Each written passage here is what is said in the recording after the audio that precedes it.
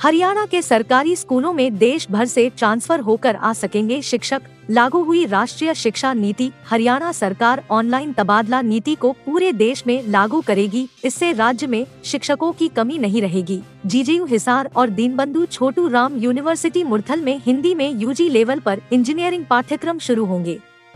साथ ही राष्ट्रीय शिक्षा नीति नेशनल एजुकेशन पॉलिसी के तहत 1415 क्लस्टर विद्यालयों में विज्ञान विषय की पढ़ाई पर जोर रहेगा।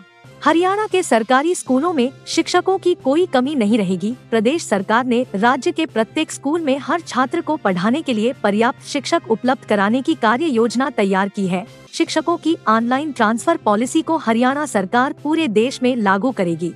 ऐसा होने के बाद देश भर से शिक्षक हरियाणा में स्थानांतरित होकर आ सकेंगे। देश के बाकी राज्यों से पहले हरियाणा में राष्ट्रीय शिक्षा नीति को लागू कर चुकी मनोहर सरकार राज्य की शिक्षा प्रणाली में आमूलचूल परिवर्तन भी करने जा रही है।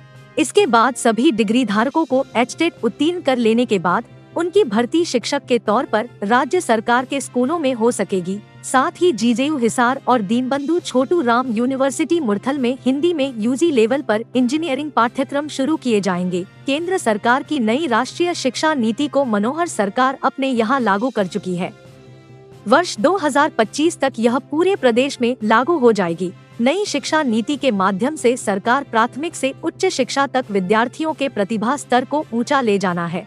इसके बाद सभी डिग्री धारकों को एचटेट उत्तीर्ण कर लेने के बाद उनकी भर्ती शिक्षक के तौर पर राज्य सरकार के स्कूलों में हो सकेगी। साथ ही जीजेयू हिसार और दीनबंधु छोटू राम यूनिवर्सिटी मुरथल में हिंदी में यूजी लेवल पर इंजीनियरिंग पाठ्यक्रम शुरू किए जाएंगे। केंद्र सरकार की नई राष्ट्रीय शिक्षा नीति को मनोहर सरकार अपने यहाँ लागू कर चुकी है।